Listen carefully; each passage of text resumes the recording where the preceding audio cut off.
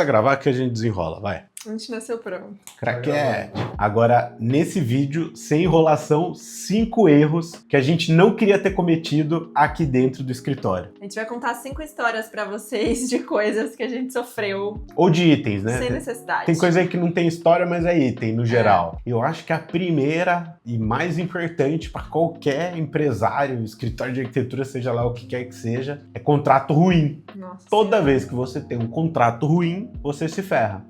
E eu não tô falando de ser um contrato que protege só você, tem que ser um contrato que protege as duas partes, tanto você quanto o seu cliente, porque isso vai trazer segurança para todo mundo, né? E fique claro também que, graças a Deus, até hoje, a gente nunca usou nosso contrato. Não. A gente nunca teve questões de, processos. Agora, a questão é, quando a gente tem um contrato que não tá bem elaborado, algumas discussões do dia a dia, elas ficam mais longas do que deveriam, porque o contrato também eu sempre brinco, né? É um documento que a gente não deveria utilizar. E ele é feito para não ser utilizado. Mas ele é um documento instrutivo. Que traz segurança. Que traz segurança. Para ambos os lados, né? Com prazos, que tem que estar bem elaborado e que tem que ter todas as questões elencadas ali de forma clara, principalmente para o seu cliente. E a gente é sempre bem atento aqui de qualquer coisinha que acontece, assim, de uma história, de uma situação que a gente percebe que isso poderia gerar alguma coisa, a gente precisa arrumar nosso contrato. A gente precisa incluir isso no nosso contrato, né? Pra estar sempre alimentando ele, pra gente se sentir seguro ali em todos os sentidos. A gente começou com um contrato muito simples e muito genérico, desses que a gente acha na internet.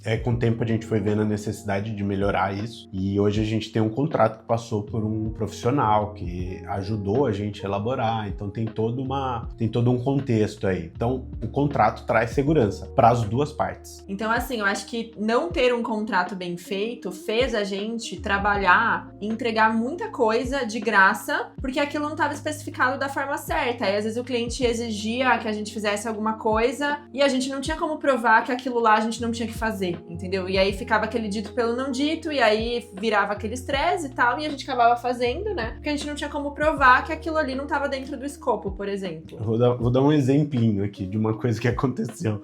A gente não tinha prazo limite nos nossos contratos. Nossa, verdade. E eu tive um cliente aqui de uma casa que nem foi construída, no final das contas, que ele ficou comigo no escritório durante 6 anos. Não tinha Ficamos fim no contrato. um tempão com uma pessoa e não tem fim. E eu não podia...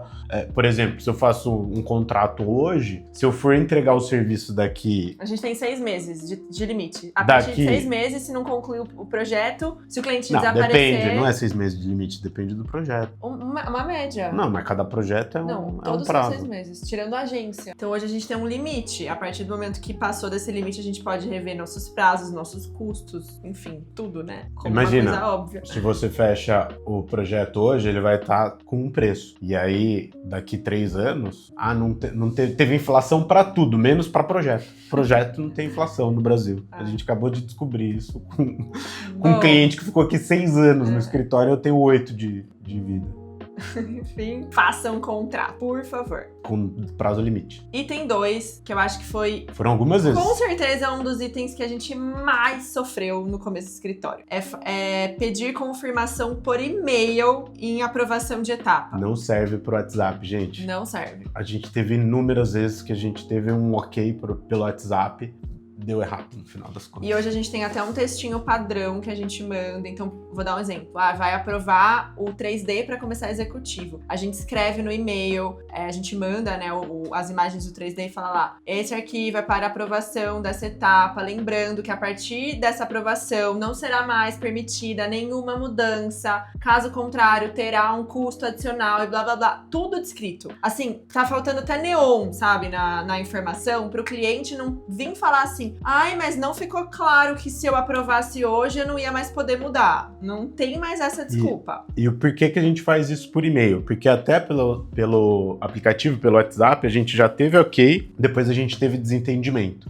E tem uma explicação que eu vou falar que é meio psicológica pra isso, que é o seguinte: às vezes o cara tá no meio do trabalho, ele recebe um projeto, ele abre no celular dele, ele olha mais ou menos e dá um ok. E aí aquilo na cabeça dele tá tudo certo, segue a etapa, ele se livrou daquela daquela tarefa função que ele tinha, né? E ele não olhou direito. E aí a gente... segue a vida, tá aqui, ó, fazer as fulano, coisas. você falou, ok, mas não estava bem claro isso, tal, etc. A partir do momento que você manda por e-mail, ele pode até responder pelo celular também, mas via de regra, para itens importantes, a pessoa vai sentar na frente do computador, vai olhar de novo tudo que foi enviado para ela aí sim dar o ok lá naquele e-mail. Então isso ajuda, porque em vários momentos a gente recebe um ok pelo WhatsApp e fala, vou confirmar por e-mail. E aí às vezes vem alguma demandinha, alguma questãozinha, resolve aquilo, manda de novo. Não tenha preguiça de fazer, se precisar, 5, 6, 7 e-mails até receber o ok. E a gente só começa a contar o prazo da próxima etapa a partir da resposta desse e-mail. Então não adianta a gente falar assim, então beleza, vou te mandar o e-mail, e o cliente não responde o e-mail e acha que o tempo tá contando. Eu já tive cliente que deu ok pelo WhatsApp, a gente mandou o e-mail, demorou uma semana pra responder o e-mail. E aí a gente cobrando,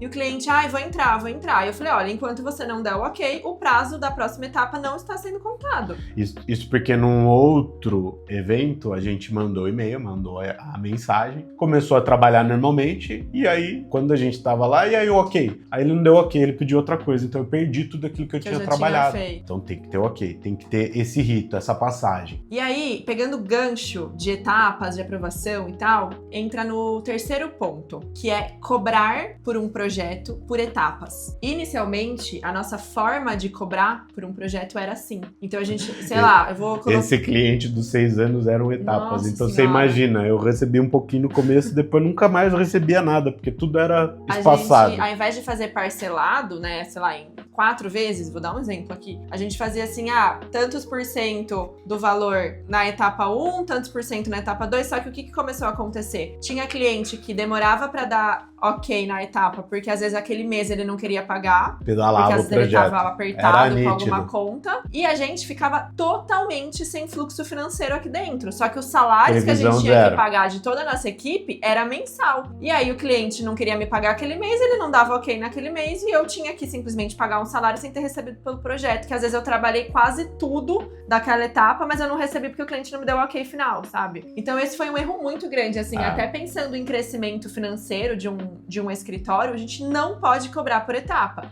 E a gente até hoje tem cliente que quando vai fechar um contrato pergunta, mas eu quero pagar por etapa. A gente não aceita. Fala, não existe essa forma de pagamento aqui dentro. Inclusive, a gente tem tanto essa questão do pagamento, né, que aqui a gente faz parcelado, também com relação aos prazos, né? Já que eu recebo parcelado, eu preciso que esse projeto ande. Exato. Eu não posso ficar com o projeto parado, recebendo dinheiro, porque senão depois eu vou ter uma demanda reprimida lá na frente. Então, assim, se o escritório demora para entregar um projeto, a gente vai ter recebido por ele, só que quando eu for trabalhar realmente nesse projeto, o meu custo dele vai estar mais alto se eu demorar demais, né? Porque as coisas vão sempre aumentando. Não necessariamente mas dá uma sensação de prejuízo. Assim, porque você tem que trabalhar conforme você tá recebendo ali naquele fluxo financeiro. Esse é o melhor dos mundos, né? Mas esse é um ponto, assim, que a gente demorou um pouco para tomar uma atitude, e depois que a gente fez isso, assim, mudou demais a nossa organização interna aqui. A única coisa que a gente faz aqui que é interessante, que é para dar proteção para o cliente, é atrelar uma parte desse valor a uma entrega final, né? Então a entrega do projeto executivo, por exemplo, ela é atrelada a um pagamento final. Isso é legal até para o escritório porque dá um gás, né? Vamos entregar esse executivo e tal. Até quando a gente faz proposta de pagamento à vista, a gente deixa uma pequena parcela para entrega final para o cliente realmente ter essa segurança. Então, além da segurança dessa parcela, ele tem a segurança do contrato, né? Do gancho todo que a gente tá comentando. Até porque tá no nosso contrato os prazos que nós temos para entregar para o cliente também. E do cliente também, de devolução de resposta. Então, ambos os prazos estão em contrato. Se o cliente demora para me responder ou se eu demoro o projeto, né? A gente tem como resolver isso. Pelo meu contrato, se ele não me responde, é como se ele estivesse autorizando. Obviamente, a gente não faz isso aqui no escritório. Mas por exemplo, ele tem 10 dias para responder sobre um envio. Se ele não responder, entende-se que aquilo está aprovado e eu sigo sigo para a próxima etapa. Isso está em contrato. Dificilmente a gente usa isso. Óbvio que a gente sempre vai conversando com os clientes. Que precisa Mas de é mais importante tempo. ele saber que ele tem também um prazo de retorno. Senão as coisas não andam. É. Parece que não, gente, mas tem muito cliente lerdo. E assim, é difícil, porque tem vezes você tem que pegar no tranco, porque senão a coisa não vai, sabe? Então, a gente tem que colocar eles no lugar deles. Eles não entendem que às vezes o ritmo deles não é o ritmo nosso aqui interno, né? E às vezes ele vai fazer a obra daqui 6 meses, só que ele tem que resolver essas questões agora para o projeto poder andar, e quando chegar lá nos 6 meses o projeto estar pronto para ele fazer a obra, né? Exato. E às vezes o cliente não entende isso. Esse aqui, que é o item 4, que a gente vai falar agora, eu elenco aqui desses 5 erros como um dos itens mais primordiais para o bom fluxo de atendimento e de convívio e etc. detalhe, aqui dentro do escritório. É um item que a gente começou a fazer não faz muito tempo, tá? A gente demorou, a gente Demorou relutou demais para fazer ele. isso. Que é cobrar pela fase de orçamentos e mapeamento. A gente fazia isso literalmente de graça. Diríamos assim, a gente começou a perceber que o valor que a gente cobrava de projeto versus o tempo que demanda cuidar de toda a parte de orçamento de um cliente, conferir orçamento, fazer mapeamento, né, de olhar contrato, de custo de obra, planilha para planejamento financeiro daquela obra, enfim. E a responsabilidade que a gente assume em cima disso, porque o cliente recebe o orçamento de uma loja, manda pra gente conferir, e se a gente erra essa conferência, cai nas nossas costas, né? Se a Primeira pessoa que sabe do erro. Se o cliente foi lá e comprou 2 luminárias a mais, a responsabilidade é de quem? Do arquiteto que não conferiu. E aí, Não é do vendedor que... Não é do vendedor que não errou. contou. Então, assim, esse tempo que a gente gasta fazendo toda essa conferência e assumindo essa responsabilidade, ela tá devidamente embutida no valor que a gente tá cobrando de projeto? A gente chegou à conclusão que não estava. A gente metrificou isso. Né? A gente começou a contabilizar horas de trabalho e aí a gente viu que a gente gastava um tempo absurdo em cima disso. Justamente por causa dessa etapa. E aí, a gente hoje colocou isso como um serviço separado. Se o cliente quiser que a gente faça toda essa conferência, assuma essa responsabilidade, né? E caminhe junto com ele durante a etapa de orçamento, tem um valor. Caso contrário, ele não vai contratar. E recentemente até aconteceu que uma cliente não contratou esse serviço, porque ela queria economizar no projeto. E eu falei, ela falou que não precisava. E aí, o vendedor da loja de piso colocou o rejunte da cor errada. Veio o rejunte errado.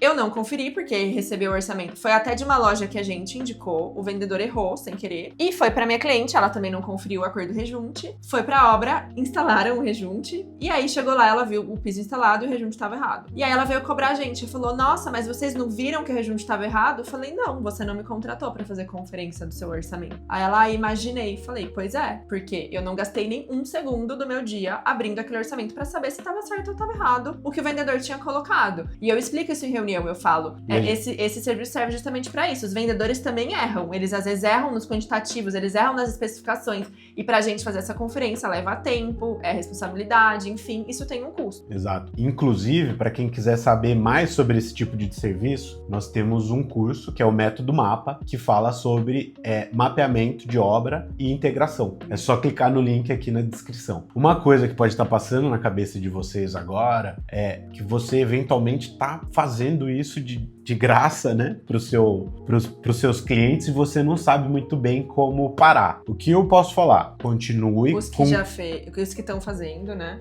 Continua, não tem o que fazer. Quem tá dentro do barco vai chegar no porto e beleza. Porém, quando você for sair de novo, for fazer novos orçamentos, começa a separar isso. Começa a separar e começa a mostrar. E aí, a partir disso, você vai ter a autoridade para falar: não, eu tenho que realmente cuidar de quem tá me pagando. E realmente dar valor para quem te deu o valor e tá pagando para esse serviço. Agora a gente vai falar do 5º item. E é um item que, para mim e pra Gabi, né, como casal, é um item que foi muito importante. Nossa, muito. Para melhorar até o nosso convívio.